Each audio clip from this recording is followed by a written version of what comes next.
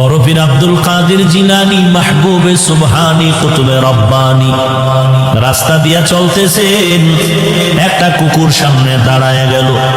কুকুর ডাক দিয়া কয়, বড় পীর আমার কথার জবাব দিয়া তার উপরে যাও, বলো তুমি ভালো নাকি আমি কুকুর ভালো?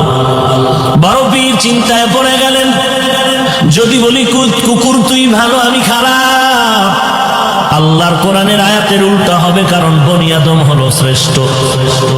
যদি বলি তুই খারাপ আমি ভালো, তো অহংকারী আসিয়া যাবে। আর যদি বলি আমি খারাপ তুই ভালো, তো কোরআনের আয়াতের উল্টা হয়ে যাবে। এখন আমি খারাপও বলতে পারি না, ভালো বলতে পারি না।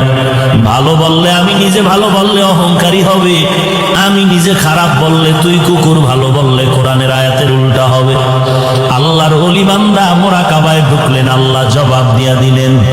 এই জবাব পাইয়া ডাক দিয়া কয়, কুকুর কবরে যাওয়ার আগে আমি তোকে বলতে পারবো না আমি ভালো নাকি আমি খারাপ, কারণ আমাকে সবাই বড় পীর বলে ডাক দেয়, কিন্তু মরণের পরে আমার সামনে কিছু যাবে না। আমার 3টা পাতলা কাপড় আমার আসল বিছানা হবে, ওই অন্ধকার কবর 3.5 হাত মাটির ঘর হবে।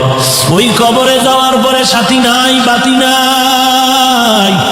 আল্লাহ পাকের 2 জন ফেরেশতা প্রশ্ন করার জন্য আসবে।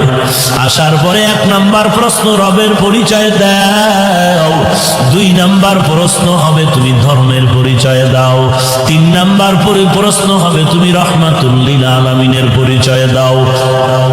যদি আল্লাহর শুকর জবাব দিতে পারি, তাহলে আমি তখন তোমাকে বলতে পারবো আমি আব্দুল কাদের জিলানী ভালো, তুই কুকুর বড় খারাপ।